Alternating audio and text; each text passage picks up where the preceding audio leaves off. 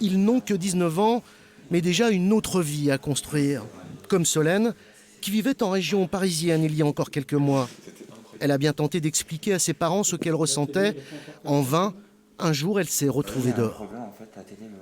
Je suis une fille trans et du coup je suis né dans un corps d'un garçon et j'aimerais faire une transition complète, donc hormones féminines et plus tard chirurgie. Je dis que voilà, j'étais pas dans ma peau, je leur ai expliqué un peu les détails et tout, mais je leur ai pas dit j'aimerais faire une transition parce que je sais pas comment ils auraient pu le prendre parce que avant j'étais le seul garçon de ma patrie en fait.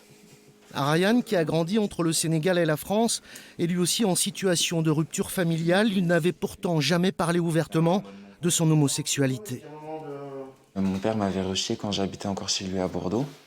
Et du coup, j'ai dû venir chez ma tante qui habite à Belfort, qui m'a aussi mis dehors. J'avais déjà des insultes quand j'étais au Sénégal, même de mes propres sœurs qui m'insultaient de pédé. Parce que je faisais le ménage et j'aimais bien faire le ménage et j'aimais bien faire ce que les filles faisaient, quoi. Si le refuge n'avait pas été là, tu serais où là? Alors, je sais pas du tout. C'est grâce à cette fondation et à ses bénévoles que Solène et Ryan disposent d'un toit et d'un accompagnement, mais les places sont rares. On constate donc au niveau du nombre de demandes qui ne faiblit pas depuis donc les 18 ans d'existence du refuge, qu'il y a toujours des jeunes qui se retrouvent exclus de leur famille donc à cause de leur sexualité, qui ne rentrent pas dans la norme. Ils viennent effectivement de tous les milieux sociaux, voilà, que ce soit les milieux très aisés comme les milieux, on pourrait dire un peu plus... Après, les milieux ruraux, ils n'osent pas forcément nous contacter, donc c'est un petit peu la différence.